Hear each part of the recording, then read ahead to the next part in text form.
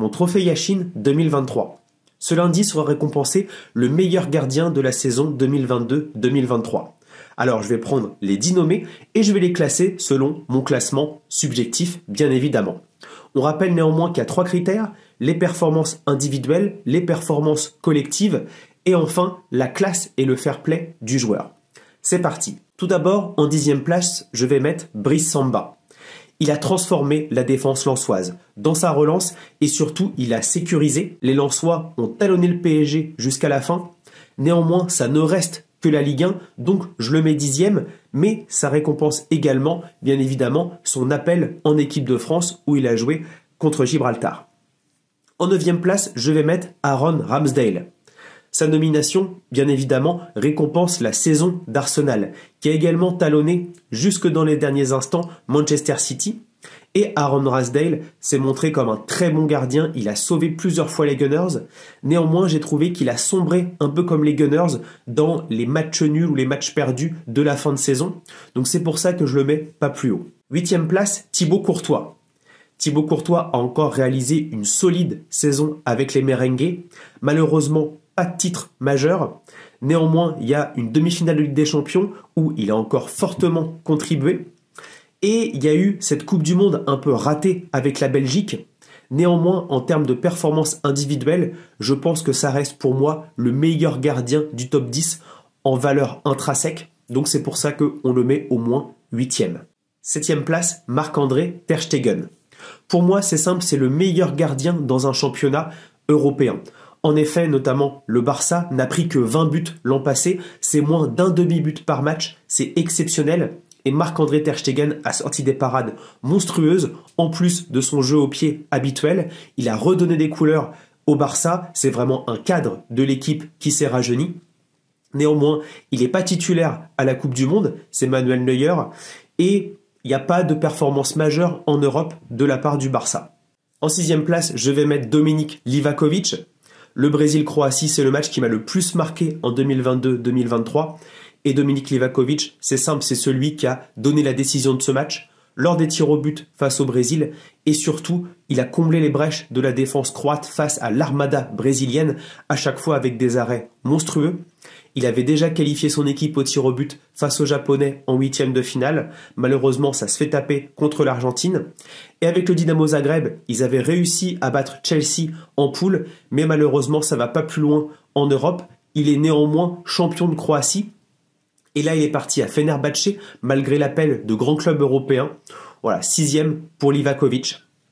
En 5e place, je vais mettre Mike Maignan. Mike Maignan, ça récompense une super saison de sa part, surtout en Europe. Il y a eu sa blessure qui le prive de la Coupe du Monde, mais ensuite, en 8e, quart de finale, il est vraiment très costaud.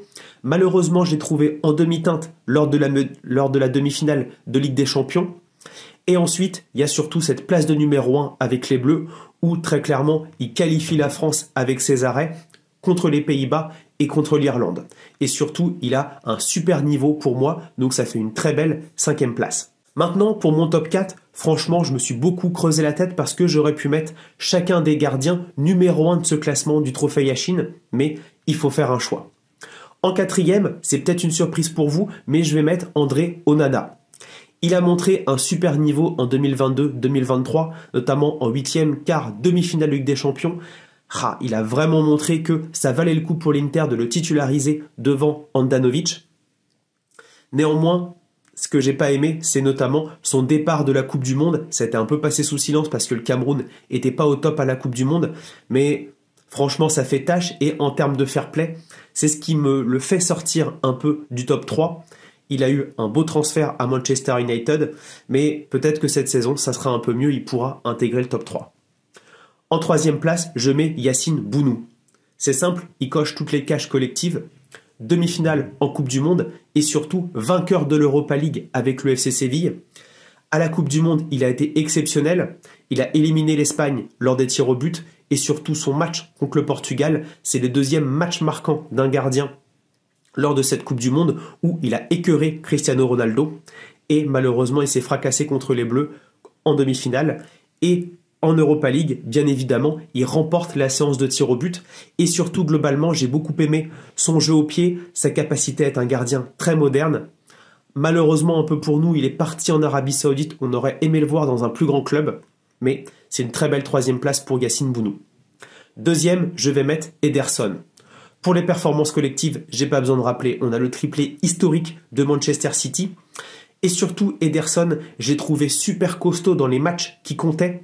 En demi-finale, face au Real Madrid, quand il y avait les frappes de loin des merengues, il a réussi à gérer la situation. Et surtout, en finale, on se rappelle son arrêt à la 85e minute sur un corner de l'Inter, où il permet vraiment à Manchester City de devenir champion d'Europe, enfin, pour ce club. À la Coupe du Monde, malheureusement, il n'a pas joué parce qu'il était 2e derrière Alisson. Mais franchement, c'est une très belle performance cette saison pour Ederson, qui confirme son statut de gros gardien, en plus d'un très bon jeu au pied. Et donc, en numéro 1, je vais mettre Emiliano Martinez. Tout d'abord, je vais vous mettre un petit peu les raisons qui m'ont fait douter. Tout d'abord, la classe et le fair play du joueur. On a vu ce qui s'est passé avec le trophée de meilleur gardien de la Coupe du Monde, on a vu ce qui s'est passé sur les réseaux sociaux.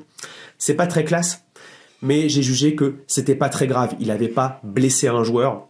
Franchement, ok, c'est pas classe, mais il n'y a pas mort d'homme non plus. Ensuite, il y a les performances collectives. Évidemment, il y a le titre de champion du monde de l'Argentine. C'est le gardien des champions du monde. Et pour les performances individuelles, dans cette Coupe du Monde, il a eu une place majeure. Tout d'abord, s'il ne gagne pas la séance de tir au but face aux Pays-Bas, eh bien, Messi n'est pas champion du monde. Et bien évidemment, contre les Bleus, en finale, où il arrête la frappe de Kolo Muani et ensuite il gagne la séance de tir au but, absolument exceptionnel. Ensuite, il faut rappeler qu'en Première Ligue, il a montré qu'il était un gardien très solide, toujours dans le top des gardiens sur sa ligne et dans le top des gardiens qui jouent haut. Et il a montré avec Aston Villa un super niveau qui a permis aux Villains d'être en Europe cette année. Donc même avec son club, c'est plutôt pas mal, même si c'est entre guillemets un club lambda de Première Ligue. Donc voilà, Emiliano Martinez pour moi est le trophée Yashin 2023. Ensuite, on peut parler peut-être des 2 autres gardiens que j'aurais aimé voir dans la liste. On a pour moi Alex Meret, qui a été champion avec Naples et qui a fait une très belle Ligue des Champions. Il aurait pu craquer le top 10, surtout qu'il n'y a pas de gardien italien. Et ensuite, évidemment, notre Hugo Lloris national, qui a été quand même en finale de Coupe du Monde, qui a fait une énorme partie face aux Anglais, qui a fait une énorme partie en finale. On se souvient de son arrêt face à Messi. On aurait pu le mettre dans le top 10, mais malheureusement, il n'a pas été non plus très bon avec son club. Voilà, dites-moi ce que vous en pensez en commentaire de ce top 10, donnez le vôtre et j'ai vraiment hâte de voir qui sera l'élu de cette année.